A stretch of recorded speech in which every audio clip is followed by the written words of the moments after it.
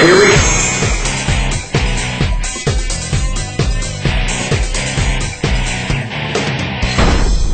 All right, take a look at page 87. Step 9 is work the deal. Step 9 is work the deal. Now, once the customer is inside and they're committed on the vehicle, sounds like you found the perfect vehicle. Did you want something hot or cold to drink while we wrap this up? I'll take something cold. Right at that point, right there, they're committed on the vehicle. Do me a favor. Why don't you take these keys, put them in your pocket, and I'm going to go make sure that this vehicle is still available. You give them the keys, they put it in their pocket, hold on to them, and you go up to the sales desk and make sure that the vehicle's still what? Still available. Now, once you find out it is available, you're going to bring back a proposal. Does that make sense?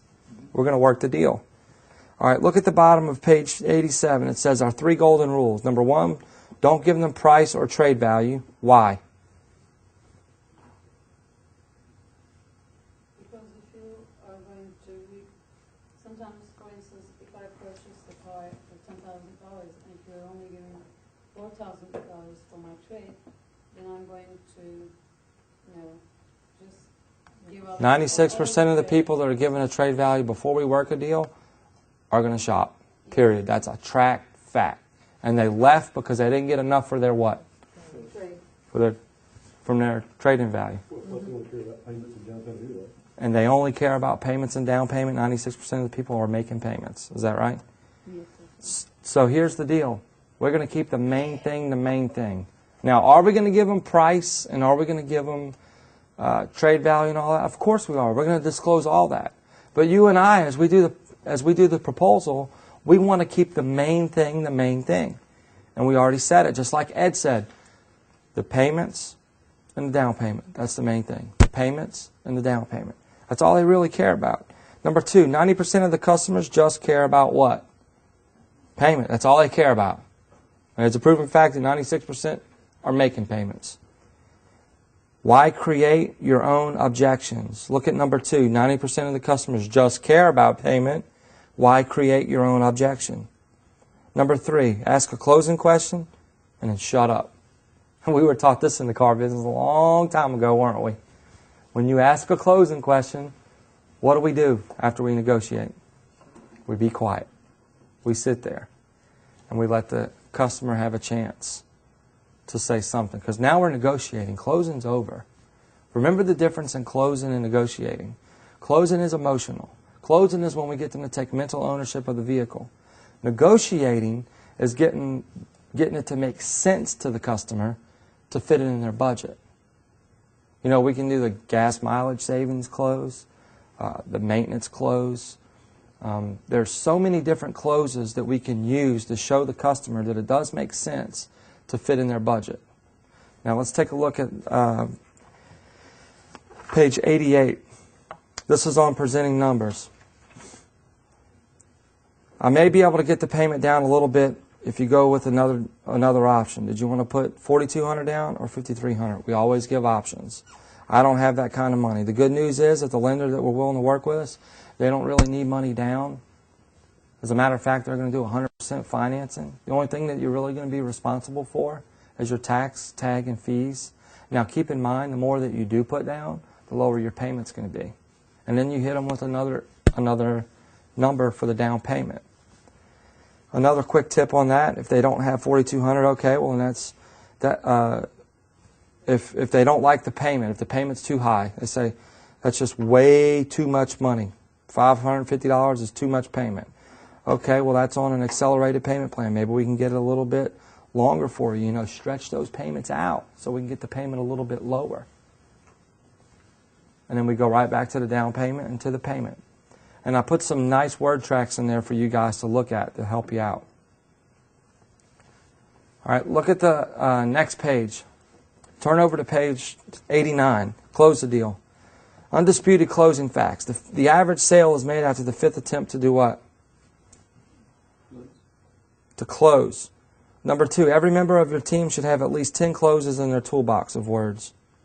If you're a salesperson, if I were you, I would start out and I would have at least 5. And I would have a plan to come up with those, and then I would get another 5. And they don't have to be hard ones. We've already learned a few easy ones already, didn't we? Registration, refreshments, and accessories, right? It's just closing questions. The more closes you have, the more sales you will close. Failure to close is the surest sign of weakness in the salesperson or manager. Listen, if we spent an hour or 2 hours, if we spent an hour or 2 hours with a customer, if we spent an hour or 2 hours with a customer, and we did all this building value, and we didn't skip steps, and then we stopped closing, what are we telling the customer? What are we telling the customer? Think about it. We've done a really good job. We're passionate, and we've done everything right. They like us. They're listening to us, and they believe us, and then we stop closing. What kind of signal is that? What message is that? We're just letting them know that we haven't earned it. Listen, if you've earned the right to close, then close. Ask for the order. Ask for the order. Too many salespeople get caught out in rapport land because we get emotionally involved, which is good. But let's make sure we close the deal. And when we negotiate, emotion is out of the window. It's all about logic. Closing is about logic. Selling is emotional. Closing is logic. Or negotiating is logic. You can double your closing ratio by implementing a 100% TO policy to management. Make sure you TO all of your customers to the sales manager. All of them. Look at page 90.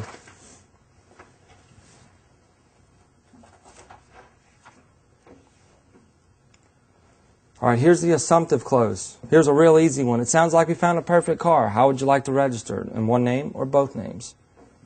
You're going to really enjoy this reliable.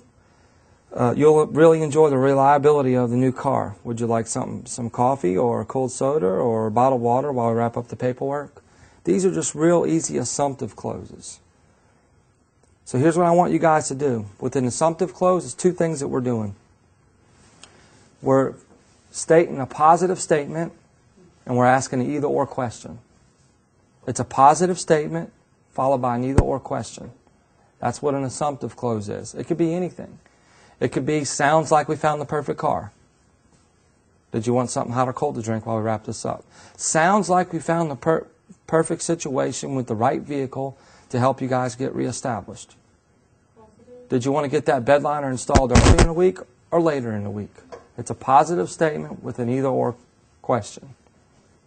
It's a positive statement with an either-or question. Now, at the bottom of the page, I'd like you to write out your own assumptive close. Make a positive statement, followed by an either-or question.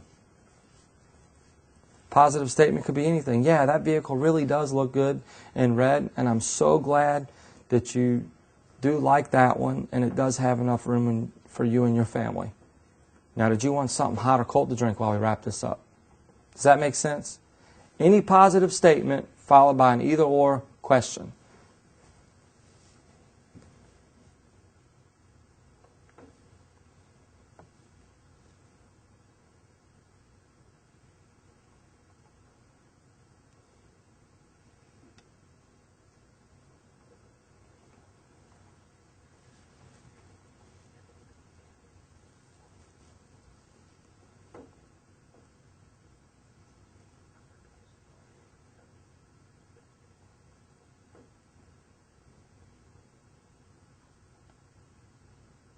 Now look at page 91. The summary close.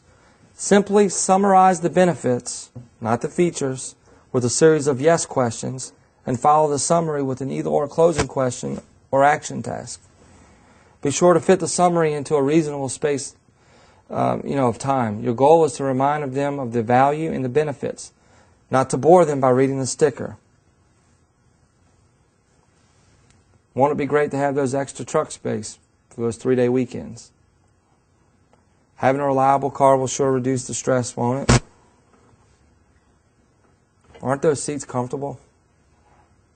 Sounds like this is the best choice for you and your family. Do you want something hot or cold to drink while we wrap this up? It's a summary close. It's a series of yes questions followed by an either-or statement. It's just like the assumptive close, but first we're going to give a series of what kind of questions? yes questions followed by an either-or statement.